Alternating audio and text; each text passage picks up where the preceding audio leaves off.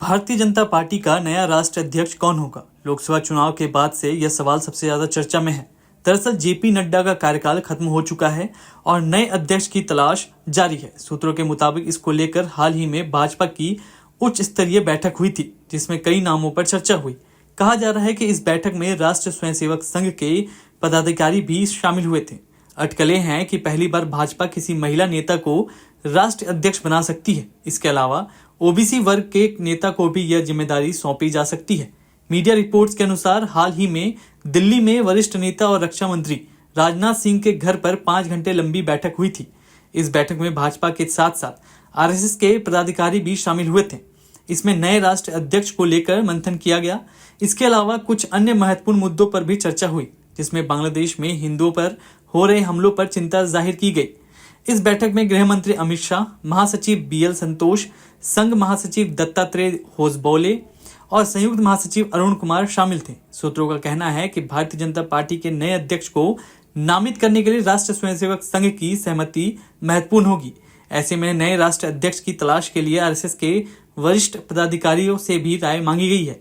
कहा जा रहा है कि पार्टी और आरएसएस के पदाधिकारी अगले भाजपा प्रमुख के लिए जमीनी राजनीति की पृष्ठभूमि वाले किसी व्यक्ति की तलाश कर रहे हैं। ऐसी अटकलें हैं कि 2029 में लोकसभा चुनाव से पहले संसद और राज्य विधानसभाओं में महिला कोटा लागू होने की संभावना के मद्देनजर किसी महिला को राष्ट्रीय अध्यक्ष बनाया जा सकता है। अगर ऐसा होता है तो यह पहली बार होगा जब किसी महिला को पार्टी की कमान सौंपी जाएगी। पार्टी किसी महिला चेहरे के अलावा ओबीसी वर्ग के नेता को भी अध्यक्ष नामित करने पर भी विचार कर रही है। इसके अलावा महाराष्ट्र के उप मुख्यमंत्री और वरिष्ठ नेता देवेंद्र फडणवीस का भी नाम चर्चा में है। सूत्रों का कहना है कि फडणवीस राष्ट्रीय अध्यक्ष की लिस्ट में सबसे आगे हैं। हालांकि उनका नाम फाइनल करने से पहले पार्टी सभी पहलुओं पर विचार कर रही है। हालांकि भाजपा की ओर से इस बारे में आधिकारिक तौर पर कुछ भी नहीं कहा गया। भारतीय जनता पार्टी के संविधान के तहत राष्ट्रीय अध्यक्ष का चुनाव निर्वाचक मंडल करता है। निर्वाचक मंडल में राष्ट्रीय और प्रदेश परिषद के सदस्य रहते हैं। राष्ट्रीय कार्यकारिणी के कम से कम 20 सदस्य नाम का प्रस्ताव रखते हैं। इस प्रस्ताव पर कम से कम 5 प्रदेशों के प्रदेश कार्यकारिणी सदस्यों की सहमति होनी चाहिए। इसके बाद उस व्यक्ति को राष्ट्रीय अध्यक्ष चुना जाता है। दोस्तों नमस्कार, मैं हूं विनीता यादव।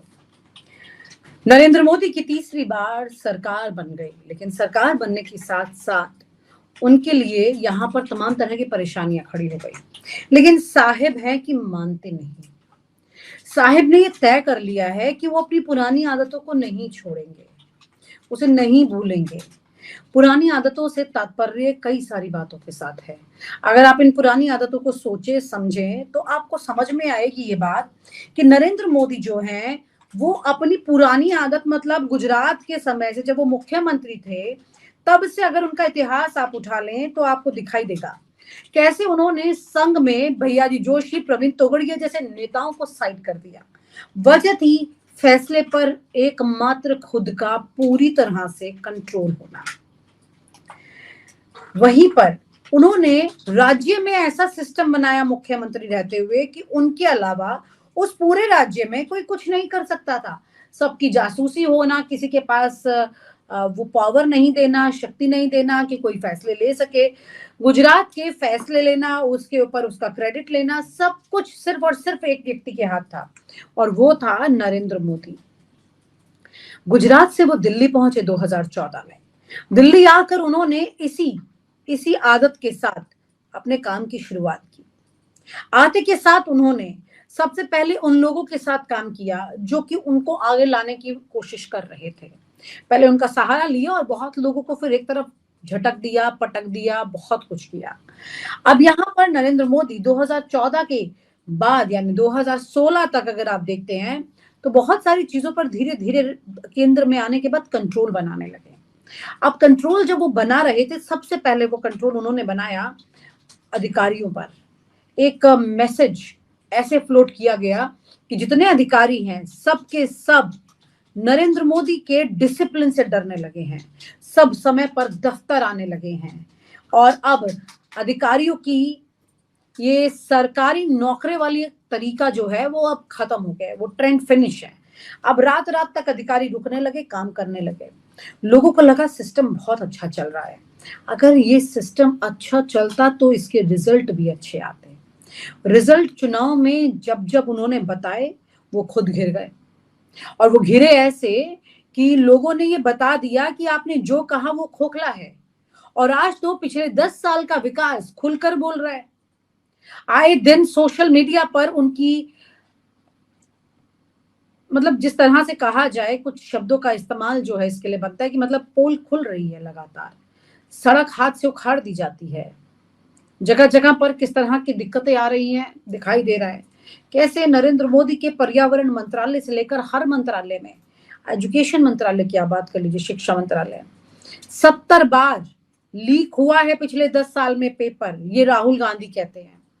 मंत्रालयों ने जो चूक की है वो दिखाई दे रही है। रेल मंत्रालय की बात कर लीजिए, अश्वनी वैष्णव अपनी पीठ थपथपाते हैं, बहुत कहते कि अच्छे अधिकारी रहे हैं और बहुत अच्छा काम कर रहे हैं आप, तो वो उस पर अपनी पीठ थपथपाते हुए काम करने की कोशिश करते हैं। लेकिन सच ये है कि अश्वनी वैष्णव के भी लगातार रेल मंत्री रहते हुए तमाम तरह के हादसे हो रहे हैं।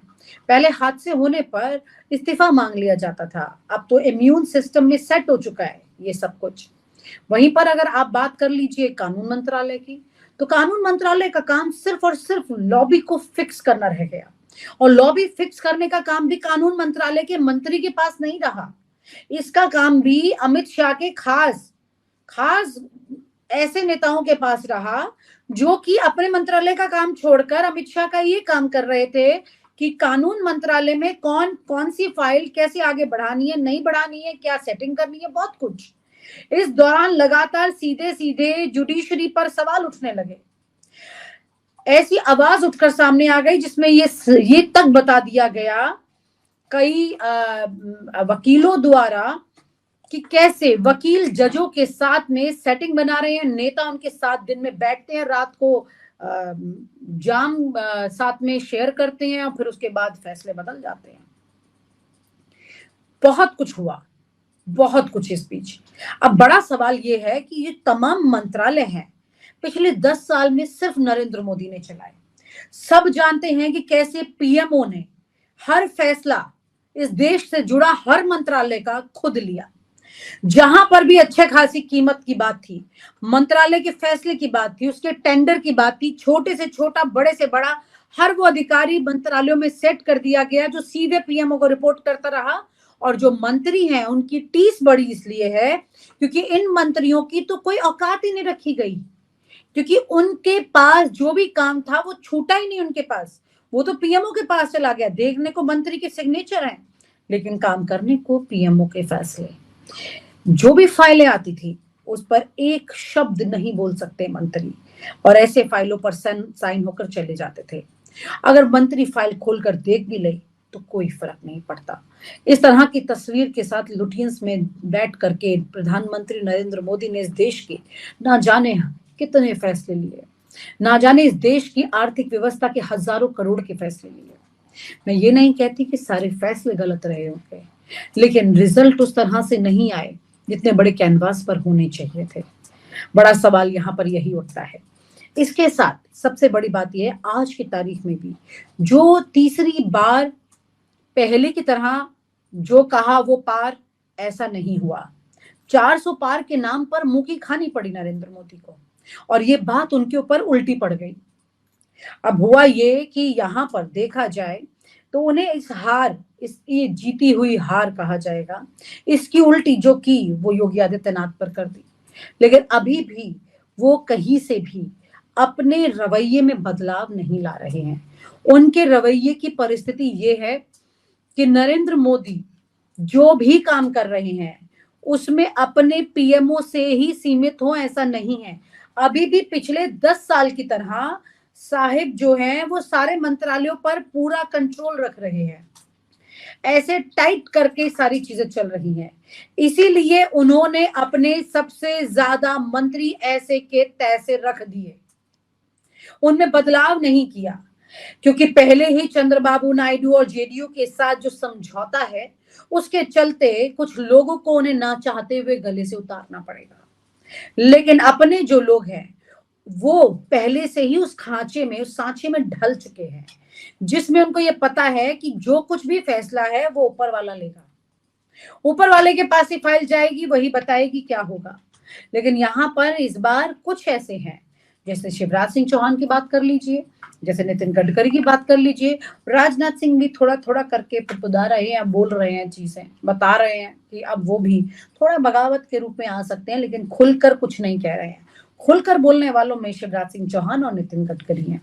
लेकिन बड़ी बात यह, अगर इन मंत्रालयों को छोड़ दिया जाए, तमाम मंत्रालयों की फाइल अभी भी पीएमओ से जा रही है, अभी भी फैसले वही हो रहे हैं, क्योंकि आज अगर वो फाइल कोई रोकता है मंत्री, तो उसकी कुर्सी छीन लेंगे मोदी जी। ऐसे, क्योंकि इसी तर्ज पर उन्होंने उन लोगों को मंत्री बनने का मौका दिया जो कि शायद इसे जैकपॉट समझते हैं, नरेंद्र मोदी द्वारा दिया हुआ। अगर ये नहीं होता तो वो कहां होते, इसके चलते वो जो कहते हैं वो मान लेते हैं।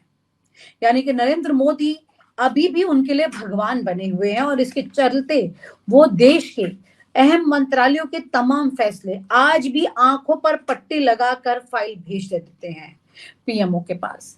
बड़ा सवाल ये है कि इन चीजों के प्रूफ और चीजें आप कहिएगा तो देखिए, पिछले 10 साल में जितनी भी चीजें हुई, आप सबको पता है कि सिर्फ एक ही व्यक्ति करता रहा है, और अभी भी वही व्यक्ति कर रहा है। और उन्होंने अपने अच्छे समीकरण बनाने की कोशिश की है अपने सहयोगी दलों के साथ और आरएसएस के साथ। सबको अपने अपना झुंझुना पकड़ा दिया गया। झुंझुना नहीं कहूंगी, बल्कि मैं तो ये कहूंगी कि उनको कुछ मतलब कितने करोड़ वाले कौन से मंत्रालय हैं उसका लालच उनको फिक्स कर दिया गया है, और अपने लिए जो रखना था बड़े लेवल पर, क्योंकि की सीटें भले ही कम आई हों, लेकिन इतनी कम नहीं है, अभी भी लार्जेस्ट पार्टी है ये देश की बीजेपी। तो उसकी तर्ज पर सबसे ज्यादा इंपॉर्टेंट मंत्रालय अपने पास रखे, उनके फैसले आज भी खुद ले रहे हैं। इन तमाम मंत्रालयों की अगर आप कैलकुलेशन करेंगे तो हजारों करोड़ के मंत्रालय आज भी पीएम मोदी द्वारा ही चलाए जा रहे हैं। उनके जो मंत्री हैं आज भी वो उतने आजाद नहीं हैं जितने की होने चाहिए थे। सवाल ये उठता है कि देश के इन तमाम मंत्रालयों में एक व्यक्ति की कैसे चल रही है, जब देश का कॉन्स्टिट्यूशन प्रधानमंत्री के साथ पूरी टीम बनाता है और ये टीम काम करती है और हर मंत्री को वो शक्ति दी गई है, लेकिन अनऑफिशियली उन शक्तियों को निष्क्रिय कर दिया गया है। और ऐसी परिस्थिति में नरेंद्र मोदी कैसे देखा जाए तो कॉन्स्टिट्यूशन से परे हटकर काम कर रहे हैं। ये एक डिक्टेटरशिप की निशानी है जिसके सवाल खड़े किए विपक्ष ने, और वो निराधार नहीं है, क्योंकि जो सच है वो दिख रहा है, और जो दिख रहा है उस पर लोग बोल रहे हैं, उस पर सवाल खड़े कर रहे हैं। नरेंद्र मोदी अगर जल्द ही अपनी इस प्रक्रिया को नहीं बदलेंगे तो बहुत कुछ बदलाव अब आने वाले वक्त में आप देखिएगा बीजेपी में होने वाला है। और आप हमसे जुड़े रहने के लिए सब्सक्राइब करें YouTube पर, फॉलो करें Twitter पर और लाइक करें Facebook पर। और ज्यादा जानकारी के लिए आपको टाइप करना होगा सिर्फ न्यूज़ नशा।